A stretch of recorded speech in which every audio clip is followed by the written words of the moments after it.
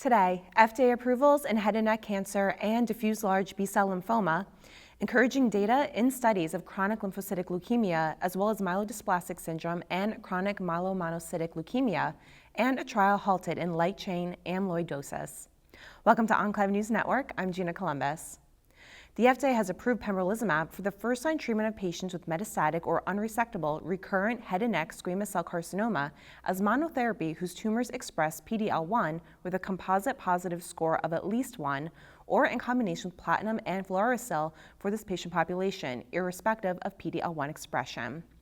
The approval is based on findings from the Phase 3 KEYNOTE-048 trial, in which single-agent pembrolizumab led to a 22% reduction in the risk of disease progression or death compared with the standard extreme regimen, which comprises cetuximab with carboplatin or cisplatin plus FU in patients with PD-L1 positive tumors. In the overall population, the combination pembrolizumab and chemotherapy led to a 23% reduction in the risk of disease progression or death. Results of the study also show that in patients with PD-L1 CPS of 20 or higher, the median OS was 14.9 months versus 10.7 months in those who received pembrolizumab alone versus extreme, respectively, and the 2-year OS rate was 38% versus 22%. Moreover, the overall response rates were 23.3% and 36.1% with pembrolizumab and standard therapy, respectively. However, the median DOR was longer with the PD-1 inhibitor at 20.9 months versus 4.5 months. In diffuse large B-cell lymphoma, the FDA has granted an accelerated approval to polatuzumab vedotin, known by the trade name Polivy, for use in combination with bendamustine and rituximab for the treatment of patients with relapsed refractory disease who have received at least 2 prior therapies. The approval is based on results from the Phase 1b/2 G029365 study. Data showed that 40% of patients who received the polatuzumab vedotin regimen achieved a complete response compared with 18% of patients in the BR alone arm. The addition of the antibody-drug conjugate also led to an improvement in overall survival with a median OS of 12.4 months versus 4.7 months with BR alone. No new safety signals have emerged with continued follow-up, and the safety findings have remained consistent with initial trial reports. Overall, the most common grade 3-4 adverse events were infections and cytopenias, and while infection and transfusion rates were similar with BR alone or the addition of polatuzumab vedotin, the rates of grade 3-4 cytopenias were higher in the ADC arm. The accelerated approval is contingent on the results of a confirmatory trial. The fixed-dose combination of cedazuridine and decitabine, known as ASTX727, demonstrated decitabine exposure equivalence of total 5-day dosing compared with intravenous decitabine in patients with intermediate and high-risk myelodysplastic syndromes or chronic myelomonocytic leukemia, meeting the primary endpoint of the Phase 3 ASCERTAIN trial. Additionally, safety and clinical activity of the combination were found to be similar to what had been observed in earlier Phase 1-2 trials. Full findings will be presented at an upcoming medical meeting. The developer of cedazuridine, Aztecs Pharmaceuticals, which is a member of Otsuka, plans to file a new drug application for the combination by the end of 2019. The combination ASTX727 is a novel orally administered fixed-dose combination of both cedazuridine and decitabine. By inhibiting cytidine deaminase in the gut and the liver, ASTX727 allows for an oral administration of decitabine at exposures that are equivalent to the approved intravenous form of decitabine administered over 5 days. The combination was previously evaluated in a Phase 1-2 pharmacokinetic-guided dose escalation and dose confirmation trial in patients with MDS and CMML. Results show that ASTX727 allowed decitabine to be delivered orally at a dose that emulates peritoneal PK as measured by 5-day area under the curve.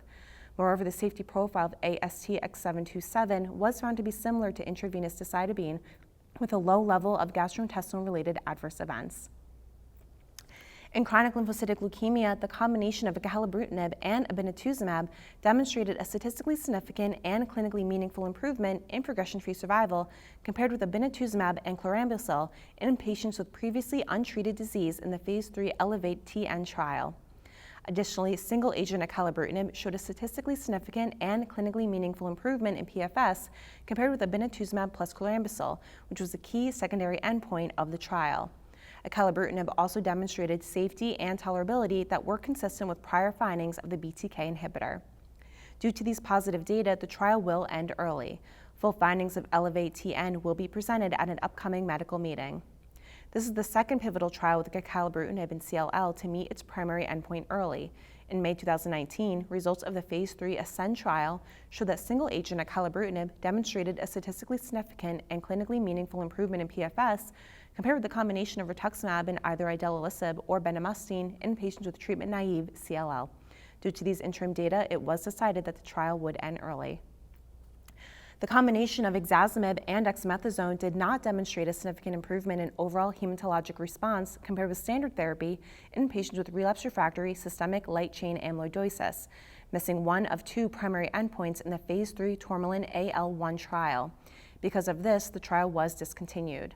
An independent data monitoring committee did not raise any concerns with ixazomib's safety profile in this patient population.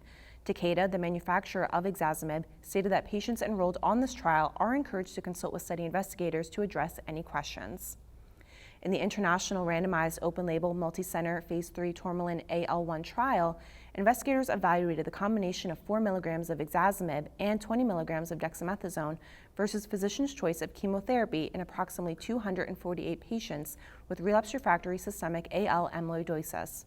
The chemotherapy regimens patients could be randomized to were dexamethasone and melphalan, dexamethasone and cyclophosphamide, dexamethasone and thalidomide, dexamethasone and lenalidomide, or dexamethasone alone. Primary AL amyloidosis arises from a clonal plasma cell that creates atypical immunoglobulin light chain fragments that aggregate as amyloid deposits in organs and tissues, leading to organ dysfunction and death. The kidneys, heart, liver, and autonomic peripheral nerves are the most commonly affected nerves. Moreover, there are no FDA-approved therapies for the treatment of patients with AL amyloidosis. This week, we sat down with Dr. Se-Hong Ignatius Wu of the University of California, Irvine School of Medicine to discuss sequencing with osimertinib in EGFR-mutated non-small cell lung cancer. In the FLORA study, osimertinib is efficacious in all the subgroup analysis. So I would not stratify patients based on CNS metastases or exon or the type of mutations to decide which TKI to use. I think osimertinib is good for all of these patients, so I would use osimertinib up front. The sequencing strategy depends on the T790M mutations. As Dr. Basanova talked about in the symposium, not many people, 40% of the patients may not develop T790M mutations, and they will have to go to a different treatment modality. And so sequencing, while it's good if you go from the one sequence to the T790M, but in reality, we cannot predict which patients will develop T790M mutation. So I will use osimertinib up front. The treatment post-osimertinib will be dependent on the biopsy results, and I think that's a strategy I use. Real-world data from outside the United States a lot of times are impacted by what is approved, what agent is approved in the countries where the real-world data is reported. So in some countries, osimertinib is not approved as a first-line treatment for EGFR-mutated lung cancer. They are not reimbursed by the government. So the data may look good if you sequence from first to the third generation. It's a lot of, the real-world data is impacted by availability of the drugs, either on approval or government reimbursement.